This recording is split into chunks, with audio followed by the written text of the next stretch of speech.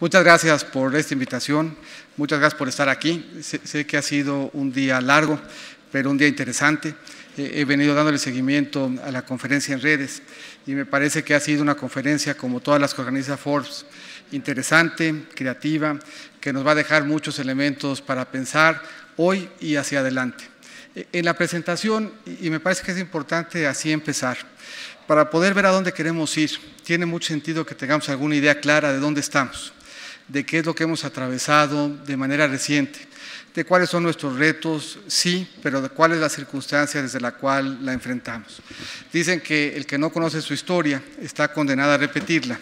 Acá no tenemos que hacer tanta historia, con que partamos de un buen diagnóstico de cuáles son los retos que tenemos, de cómo los estamos enfrentando, de qué plataforma implican esos retos hacia adelante, tendremos una mucha mayor claridad de cuáles son las tareas que como país tenemos pendiente. Vale la pena así empezar viendo cuál ha sido el entorno al amparo del cual la economía mexicana ha venido funcionando estos años. Presentamos hace poco el paquete económico y en el paquete económico son sorprendentemente pocas las variables que impactan el entorno que vamos a tener el año que entra. Y si revisamos cuál ha sido la trayectoria de esas variables, podemos darnos cuenta de si hemos tenido un entorno adecuado, un entorno fácil, de si hemos tenido un entorno complicado y si es el caso, por qué el entorno ha sido complicado y cómo ese entorno podría cambiar hacia adelante. Y podemos concentrarnos, insisto, en 2 o 3 variables solamente. Una variable muy importante, una variable que ha estado presente en el caso de México por mucho tiempo. Somos un país cercanamente vinculado al tema energético. Nuestras finanzas públicas en el 2012 descansaban de manera importante en el sector energético. Y por lo tanto, lo que pasa en el sector energético nos pega en crecimiento o nos ayuda en crecimiento, nos pega en finanzas públicas o nos ayuda en finanzas públicas. Eso es lo que ha venido pasando en el caso de la plataforma petrolera. Tan temprano como 2003, México producía 3,5 millones de barriles de petróleo diario. Este año vamos a producir poco menos de 2. Va a ser la primera vez en su historia que México produzca menos de 2, bueno, no la primera vez en su historia, desde 1980, que produzcamos menos de 2 millones de barriles de petróleo diario. Esto por sí mismo nos plantea un reto. Nos plantea un reto de crecimiento y nos plantea un reto de finanzas públicas. Y eso es lo que está atrás de la reforma energética. Lo que nosotros necesitamos hacer, dada una geología cada vez más complicada, era tener capacidad de atraer inversión y tecnología para dar la vuelta y recuperar nuestra plataforma. En el paquete económico que presentamos al Congreso se ve un repunte pequeño, pero un repunte en donde por primera vez podríamos estar viendo que la plataforma petrolera se empieza a recuperar. Será algo que tome tiempo, será un proceso gradual, pero las semillas para recuperar la plataforma están sembradas.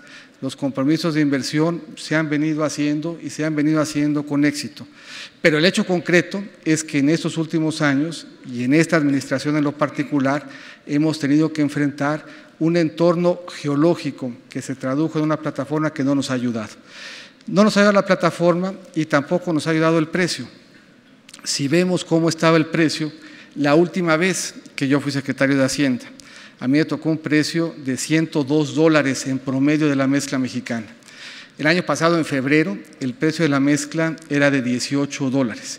Este año esperemos que se consolide en la vecindad de 43, pero aún 43 es el 60% del precio del petróleo que teníamos al principio de la administración. Ni precio ni cantidad nos han ayudado a crecer y no nos han ayudado a las finanzas públicas. Y el otro elemento que impacta de manera muy importante al desempeño del comportamiento económico en México es la producción manufacturera en Estados Unidos. A nosotros nos ayuda que a Estados Unidos le vaya bien, en particular en lo que a su producción manufacturera se refiere. Estando vinculados en cadenas de valor, si la cadena de valor funciona porque Estados Unidos está creciendo en sus manufacturas, eso le da un impulso adicional a nuestras propias manufacturas. Si por el contrario ese crecimiento no se materializa, el estímulo externo para el crecimiento de la economía mexicana no está presente. Y lo que ahí vemos es que ese estímulo ha estado ausente, particularmente durante 2015 y 2016. El crecimiento de la actividad manufacturera en Estados Unidos en esos 2 años fue de apenas 0.2%. Dos motores en consecuencia de la economía mexicana, el sector energético y el sector externo, no han estado presentes para ayudarnos y eso ha implicado para la economía mexicana un entorno complicado. La que sigue.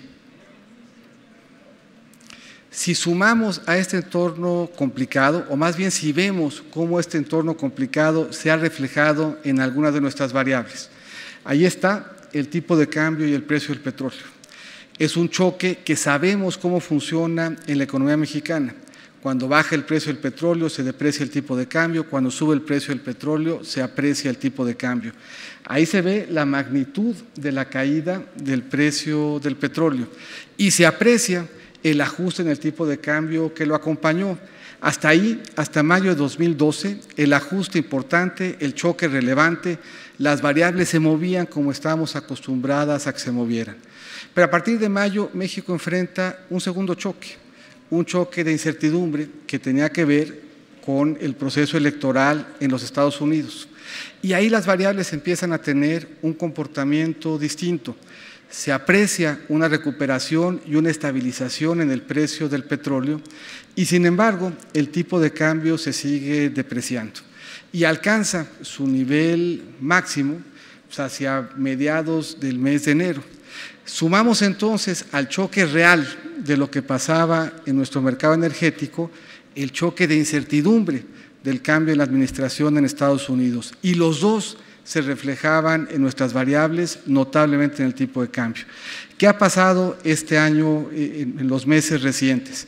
En términos generales, seguimos viendo que el precio del petróleo se restablece y vemos que la confianza en la economía mexicana se recupera y que esa confianza, ese choque del que fuimos objeto entre noviembre y enero, poco a poco se empieza a disipar y lo vemos reflejarse en algunas de nuestras variables. Si resumimos entonces, mal entorno energético, mal entorno de crecimiento, un choque de confianza y una economía, sin embargo, que como se aprecia en la siguiente lámina, ha tenido un comportamiento bastante robusto. Ahí se ve en la parte de arriba de la gráfica qué ha pasado con el crecimiento en México en lo que va de la administración. Contrasta esta gráfica con las anteriores, porque en las anteriores pues casi parecía que estábamos viendo un electrocardiograma y aquí casi parecía que nos hubiéramos muerto el resultado de ese electrocardiograma. El de acá se ve plano. Ese plano es una buena noticia. Ese plano lo que nos dice es que a pesar del contexto complicado, la economía mexicana ha venido manteniendo un ritmo bastante constante de crecimiento. México lleva creciendo 30 trimestres de manera consecutiva. 30 trimestres que implican que la economía mexicana hoy es 25% más grande de lo que era hace apenas 6 años. 25% es un número importante. Si yo fuera 25% más alto, sería el tamaño de Frank Devlin, que por aquí estaba, o del tamaño de algunos otros de los que aquí nos acompañan. Eso es el resultado de un crecimiento constante, no el que nos gustaría, no el que México necesita, pero respecto del contexto, un crecimiento que sorprende por su fortaleza y por su persistencia. Ahí se ve en la gráfica roja la aportación del petróleo. Hace una aportación negativa y grande. Eso quiere decir que el petróleo en México en estos años, y ahí se ve la plataforma y el precio, nos ha quitado dinamismo en la economía. Hemos crecido menos con cargo a lo que ha pasado en nuestro sector petrolero. Si nosotros midiéramos el PIB sin petróleo, lo que estaríamos viendo es un crecimiento de 3.8%. El crecimiento del PIB con petróleo en el segundo trimestre del año pasado fue de 3%. Ese 0.8 se explica por una caída del 10% del PIB petrolero que tiene ese impacto en nuestra economía. Esto tiene muchas implicaciones y le da sentido a la presentación que ustedes escucharon antes de la mía, que es de las zonas económicas especiales, porque esa caída petrolera no se distribuye de manera homogénea en todo nuestro país. Esa caída en el sector energético se ve en Tabasco, y se ve en Campeche. No se ve en otros países que no son petroleros. Eso quiere decir que no solo tenemos dos Méxicos, sino que este impacto se ha visto de manera diferenciada también en los distintos Méxicos. Tenemos un México que está creciendo al 3.8 en promedio, que es el México no petrolero, y tenemos un México que está cayendo en promedio 10%, que es el México petrolero. De ahí que parte de la política pública relevante que se está impulsando es el de la zona económica especial, no solamente por cuanto al sur-sureste se refiere, sino puntualmente por cuanto a Campeche y Tabasco se refiere, toda vez que han tenido un impacto desmedido con cargo a lo que la geología nos ha venido haciendo y la falta oportuna de esta reforma tan importante que ahí se empieza a ver cómo contribuye haciendo menos negativa la carga. Pero el balance de esto es que si alguno de los entornos que hoy nos han pegado empiezan a soplar en nuestro favor, la economía mexicana tiene ya hoy un buen potencial. Si la dinámica de nuestra geología nos permitiera mantener la plataforma constante, si el entorno internacional nos mejora, tenemos una economía que tiene un potencial de crecer por arriba del 3.8%. Y el dato yo creo relevante en términos de hacer un buen diagnóstico es que el impacto de la reforma se ve hoy. Nuestras fuentes inerciales de crecimiento, las que descansaba o en las que descansaba México usualmente, energía y sector externo, no están presentes. Eso quiere decir que si estamos creciendo es porque hemos encontrado y desarrollado algunas otras fuentes de crecimiento la que sigue. En este contexto, lo fiscal es un tema relevante. Se ha planteado a veces la disyuntiva entre crecimiento y estabilidad. No puede haber crecimiento si no hay estabilidad. Y no puede haber estabilidad si no tenemos finanzas públicas sanas. Luego, entonces, finanzas públicas sanas son condición importante para estabilidad. Y es también importante que seamos creíbles cuando comprometemos finanzas públicas sanas. Ahí en esa gráfica vemos a los países emergentes del G20 en verde, vemos a los países latinoamericanos en gris y vemos a México en rojo. Y vemos la trayectoria que se había comprometido en el 2013 para cada uno de esos bloques del país. México dijo en el 2013, yo en el 2018 voy a tener un superávit primario. Lo mismo dijo América Latina y lo mismo se decía de los países emergentes del G20, quienes arrancaban en mejor posición partiendo de la base prácticamente de una situación primaria en balance. Y podemos ver cómo ha evolucionado esa gráfica. Ahí se ve el deterioro que ha tenido la situación financiera de los países emergentes del G20, el deterioro que ha tenido la situación financiera del promedio de los países latinoamericanos y se ve cómo México sigue hoy en la ruta que comprometió hace 5 años y eso es lo que le da credibilidad a nuestro manejo en finanzas públicas. Y podemos ver lo mismo en materia de deuda. América Latina de nuevo en gris, México en rojo, los países emergentes del G20 en verde y todos, América Latina comprometiendo una trayectoria decreciente de deuda PIB, nosotros una trayectoria estable y los países emergentes del G20 una trayectoria de deuda PIB decreciente.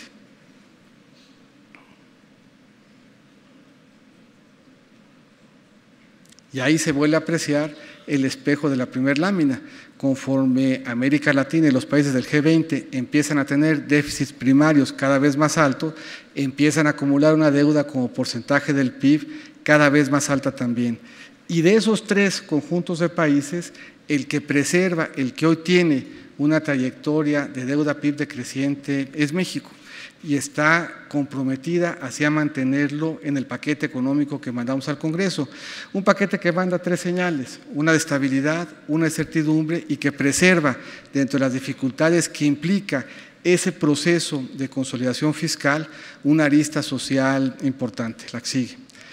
Política monetaria. Y aquí el tema es relevante en 2 sentidos. Hoy estamos acostumbrados a dar la estabilidad por sentada, pero México batalló mucho para conseguir este entorno de estabilidad. Nosotros no conocimos inflaciones de un dígito, sino hasta después del año 2000.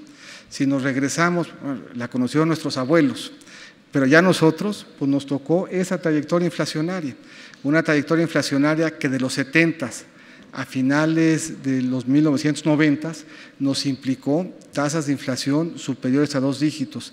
En el extremo y tan cercano en el tiempo como 82-88, una inflación promedio en esa administración que se acercó al 100%. Del 2000 para acá hemos construido una economía mucho más estable, con esfuerzo y con responsabilidad. Esa economía más estable se refleja en una inflación promedio en la administración del presidente Fox de 4,78%, una promedio de 4,35% con el presidente Calderón y una esperada, incluida el cierre de este año y la expectativa de inflación del año que entra, de 3,93% en la administración del presidente Peña. La primera vez que tengamos una inflación que se ubique en el promedio del sexenio por abajo del 4%.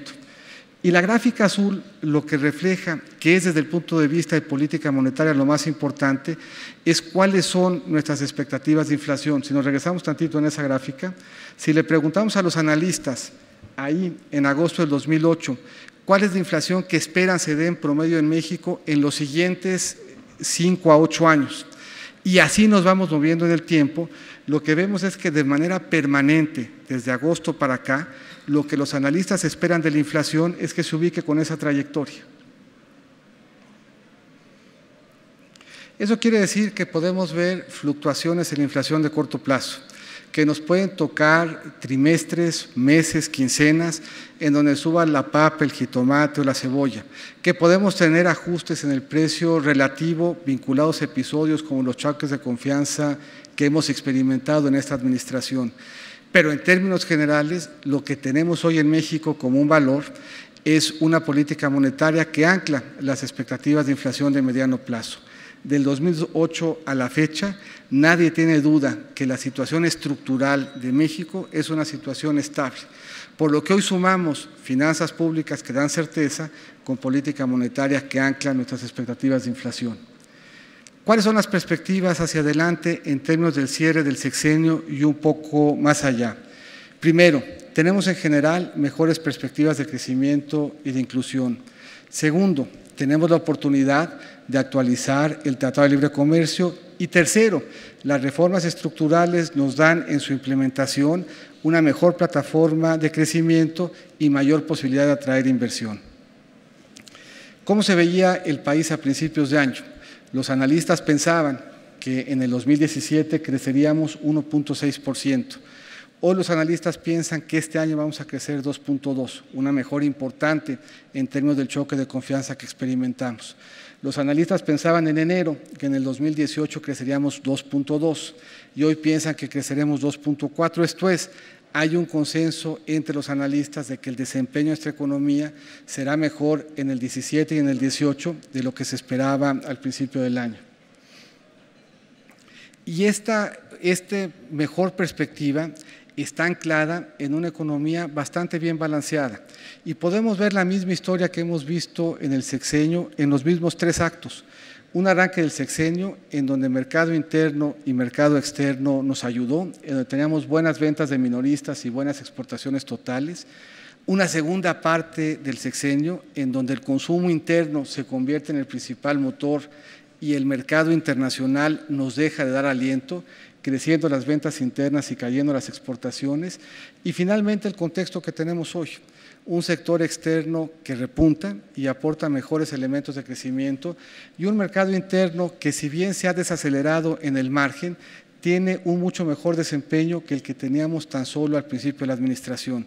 Esto quiere decir que no solo han mejorado las perspectivas de crecimiento, sino que las fuentes de crecimiento están mejor balanceadas. Y la economía que hoy tenemos es una economía que tiene con cargo a esta estabilidad mayor capacidad de generar crecimiento e inclusión. Ahí vemos los empleos que se han generado en la economía con los datos marginales que son muy buenos, casi 3 millones de empleos y poco más de 770,000 en lo que va del año. Ventas de automóviles positivas y números importantes que se aceleran en lo que va de esta administración. Número de estudiantes en instituciones de educación superior, el 80% de ellos primeros en la historia de sus familias en acceder a ese grado, creciendo y hoy alcanzando máximos históricos. Un desempeño de pobreza que nos sigue planteando retos muy importantes, pero que se mueve en la dirección correcta. ¿Por qué creo yo que hay oportunidad y razón de ver con optimismo este proceso de modernización del tratado? Ya lo platicó con ustedes Ildefonso hoy en la mañana, pero ahí se aprecia en el trasfondo el mapa de América del Norte. Y es un mapa que está ya hoy de manera muy natural integrado. Ahí están la red carretera, ferroviaria, los ductos, los puertos, los aeropuertos, y todos ellos tienen una lógica norteamericana. Y vemos por contra un comercio en donde el tratado que lo ha venido anclando, desde alguna perspectiva ha perdido algo de competitividad contra el marco de la OMC. Y vemos que una parte muy importante de lo que le vendemos a Estados Unidos lo hacemos por fuera del tratado, y una parte muy importante de lo que le compramos lo hacemos por fuera del tratado. Eso señala que hay oportunidad de hacer un esfuerzo en el tratado en donde volvamos a distinguirnos de OMC y volvamos a darle a la región norteamericana una ventaja competitiva importante y relevante. Un mecanismo de solución de controversias en donde ya 1/3 de los casos, en el caso de México, no se usa el tratado, y un promedio arancelario en ausencia del tratado relativamente bajo, 3,5% en el caso de México, 7,1% en el caso de lo que le compramos a Estados Unidos.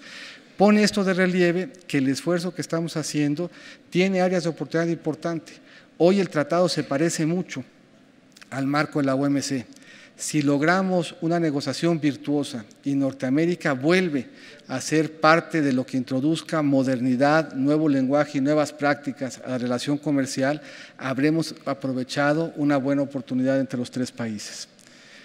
¿Qué ancla puntualmente hoy nuestro crecimiento y cómo estas reformas nos ayudan a tener horizonte hacia adelante?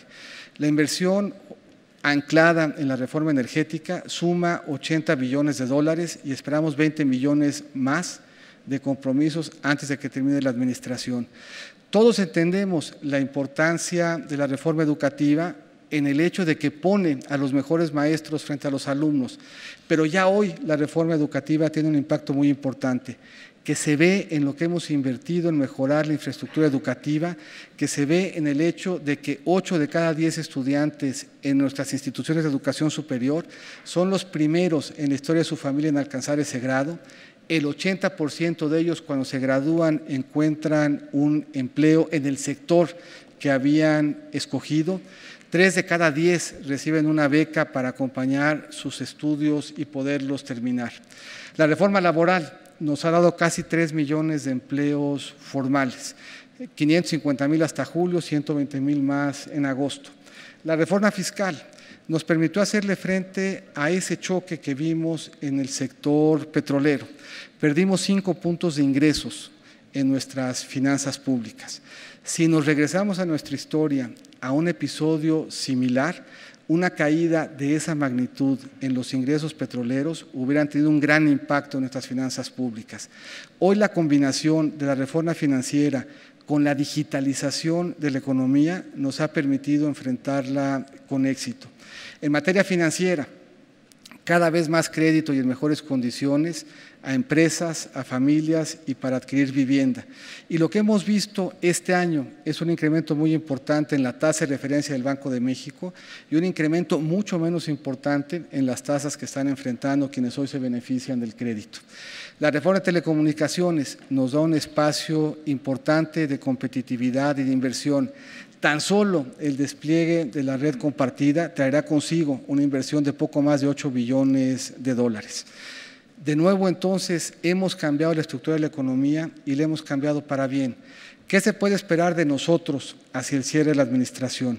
Se puede esperar que sumemos las reformas estructurales y que las complementemos con reformas importantes en materia de Estado de Derecho.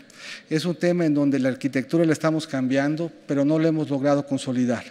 Y si lo hacemos, tendremos una plataforma que le dé un gran impulso a nuestra productividad, traduciéndose esto en mayor inversión, más crecimiento, más empleo y en más inclusión.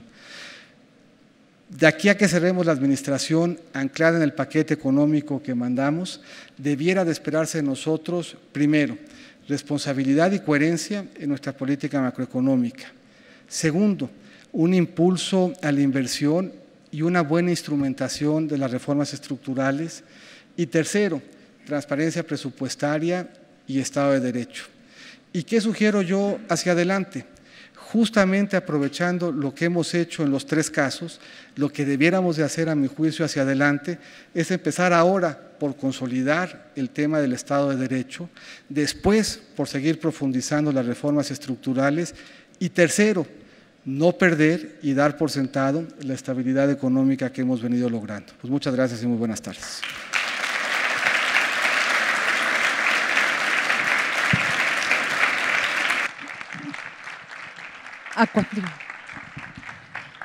A continuación vamos a tener una sesión, si le parece, secretario, una sesión de preguntas y respuestas. Por favor, alcen la mano, una pregunta rápida, corta y sobre todo den su nombre y afiliación. ¿Quién quiere empezar? A ver, ¿quién empieza? Te van a dar Aquí tengo una pregunta. Nombre, afiliación y RFC, ¿verdad? RFC. ¿Me das tu RFC, por favor, y tu anual? Una copia para que se la lleve el secretario.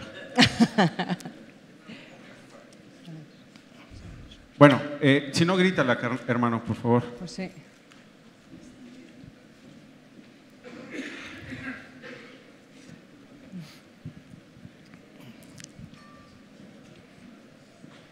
¿Cuándo se podrá ver el impacto total que se tengan en estas nuevas zonas económicas especiales que se están creando?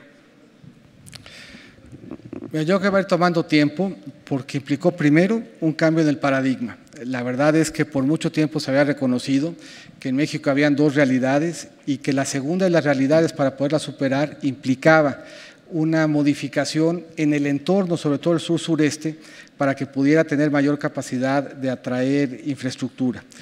Y este programa tiene 3 elementos que eran muy importantes. Primero, que se definiera cuál es el paquete de estímulos fiscales que se daría en la zona. Eso ya se definió.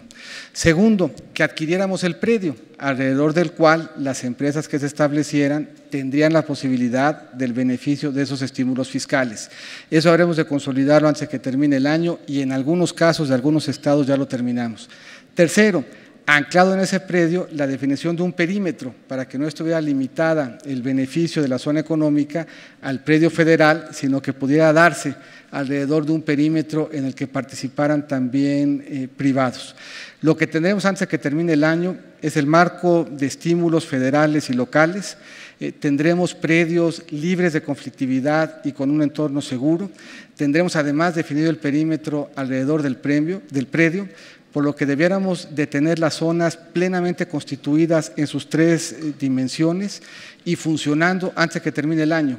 Y con la certeza de que pudiéramos estar viendo inversiones ya en esos predios tan temprano como finales de este año y ciertamente en el transcurso del año que entra, habiendo dejado una política novedosa, bien fincada, con elementos que le dan certeza a largo plazo, anclados en una ley, pero con la certeza además de que no solo fue la ley y la buena intención, sino el predio específico en el que esta buena intención habría de materializarse.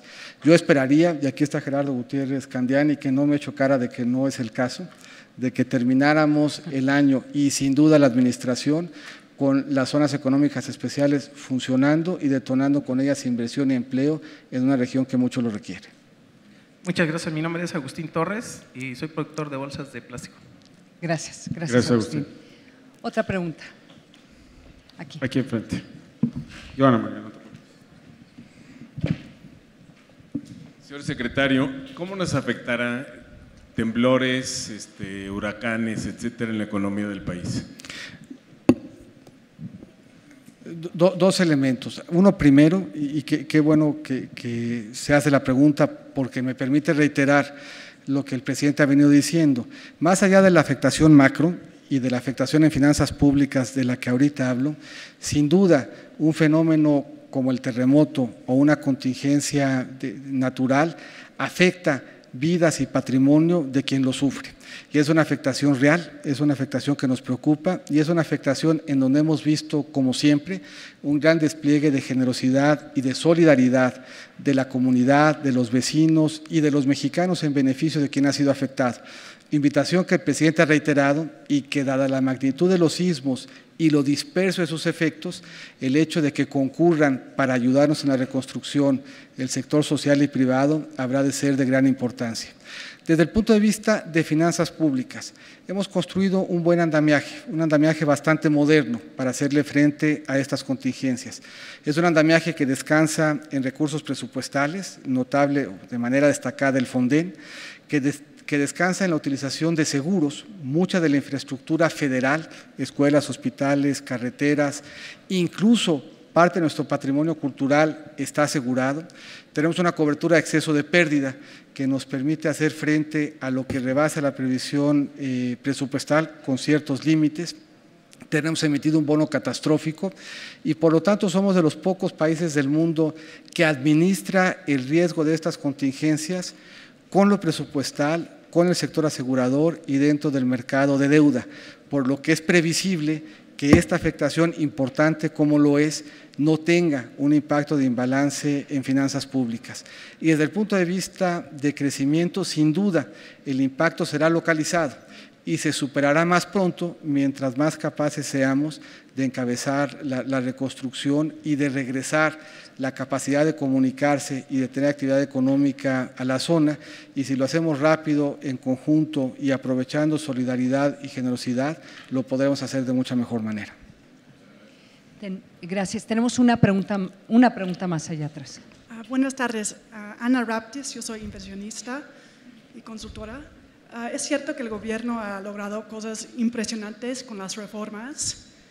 En Brasil y Perú, en otros países, hemos visto que han enfrentado la corrupción y la impunidad, lo cual no han logrado en ese sexenio en México.